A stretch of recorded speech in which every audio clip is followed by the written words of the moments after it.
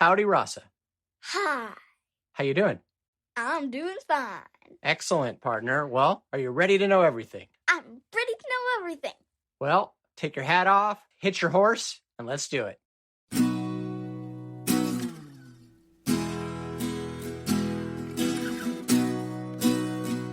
Today, I want to share with you a theory about secret culinary cousins. Now, I know you know what a secret is. I know you know what a cousin is. Do you know what culinary means? Isn't it like food? Yes, it means something related to food. So, secret culinary cousins are two food items that seem pretty different, but are actually really closely related, or so my theory argues. And my prime example is this: potato chips and chocolate chip cookies. What? Seem totally different, right? One's a snack at lunchtime, the other's a dessert after dinner, one's salty and one's sweet. But don't they both have a lot of sugar in them? Aha, you're getting it. Now, everyone knows that potato chips are salty, and everybody knows that chocolate chip cookies are sweet.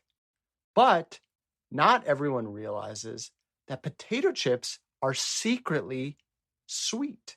They're made out of potatoes, which are a super starchy food that converts into sugar in your body. So they're secretly sweet. You're just not totally aware of it. At the same time, cookies, doesn't have to be chocolate chip cookies. It could be any cookie. They almost always have a fair amount of salt in them. That's part of the way you cook with them. And people don't always realize that. They just think they're only sweet, but they would taste totally different if they didn't have salt. So they're both crispy. They're both round. They're both salty. They're both sweet. Huh. Chips, cookies, secret culinary cousins. That's my kind of family secret when you get to eat.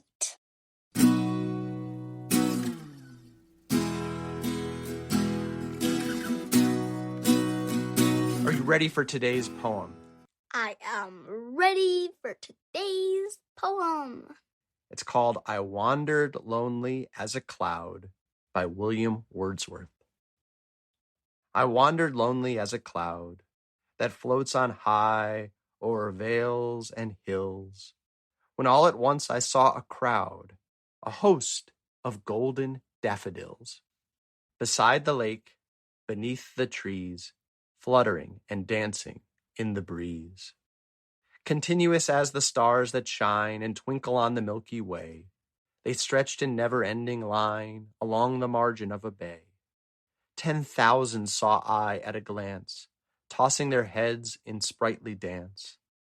The waves beside them danced, but they outdid the sparkling waves in glee. A poet could not be but gay in such a jocund company. I gazed and gazed, but little thought what wealth the show to me had brought. For oft when on my couch I lie, in vacant or in pensive mood, they flash upon that inward eye, which is the bliss of solitude. And then my heart with pleasure fills, and dances with the daffodils. Wow. Now that is one poem that you could picture. Would you like to read it? Yes. I Wandered Lonely as a Cloud by William Wordsworth. I wandered lonely as a cloud that floats on high over vales and hills, when all at once I saw a crowd, a host of golden daffodils.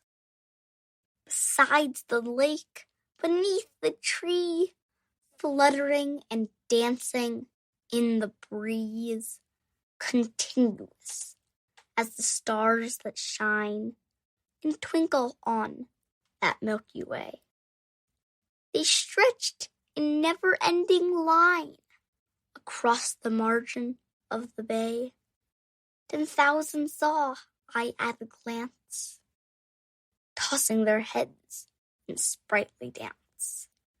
The waves beside them danced, but they outdid the sparkling waves in glee. A poet could not be but gay in such jocund company. I gazed and gazed, but little thought what wealth the show to me had brought. For oft when on my couch I lie, in vacant or in pensive mood, they flash upon that inward eye, which is the bliss of solitude. And then my heart with pleasure fills and dances with the daffodils. Wonderfully read. This poem takes place in sort of two settings. What is the main thing that happens in the poem? Where? Well, outside. He's wandering lonely as a cloud, and he's by the shore because he sees the waves. And what does he see? He sees a patch of golden daffodils. So many, right? Yeah, I love that description, wandering lonely as a cloud. I think it's really cool that he takes something that you may not usually think of as lonely and turn it into something lonely, wandering lonely as a cloud. Now, the last part of the poem, where is he at the end of the poem? He's at his couch. And he's kind of in a sad or withdrawn or low energy mood, right? Yep. Pensive. And what does he do to lift his mood? He imagines the daffodils. He closes his eyes, right? Yeah. He talks about they flash upon that inward eye, which is the bliss of solitude. And then my heart with pleasure fills and dances with the daffodils. So we talk about being lonely, but then he also talks about the bliss of solitude, that part of inside yourself where you can see the things that are most precious to you and your own sort of soul is expressed, or you're able to see the world beyond your own petty concerns is what I picture. What do you picture? Yeah. I picture it and being like, ooh, now I can finish my book. So the bliss of solitude, but you can still be with the things that are important and beautiful to you. What do you close your eyes? What's a happy thing you can picture? Bouncing on a trampoline. Boing!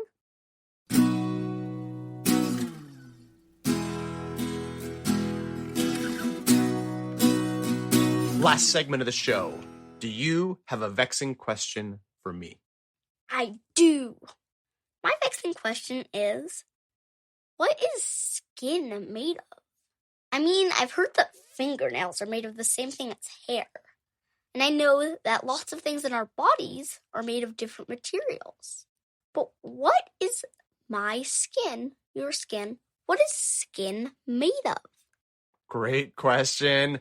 I'm getting goosebumps just thinking about getting the answer to you. I'll look it up. I'll get back to you soon. Sounds great.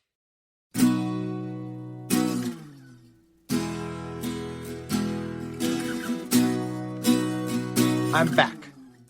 Skin for mammals like human beings is made up of two main layers. The epidermis, or outermost layer, which keeps water in the body and stops pathogens like a virus from entering. And the dermis, below that, which stitches our body together and gives cushioning to muscles, bones, and more. It's the dermis, for example, that has our hair follicles, sweat glands, blood vessels, and nerve endings that provide the sense of touch and heat.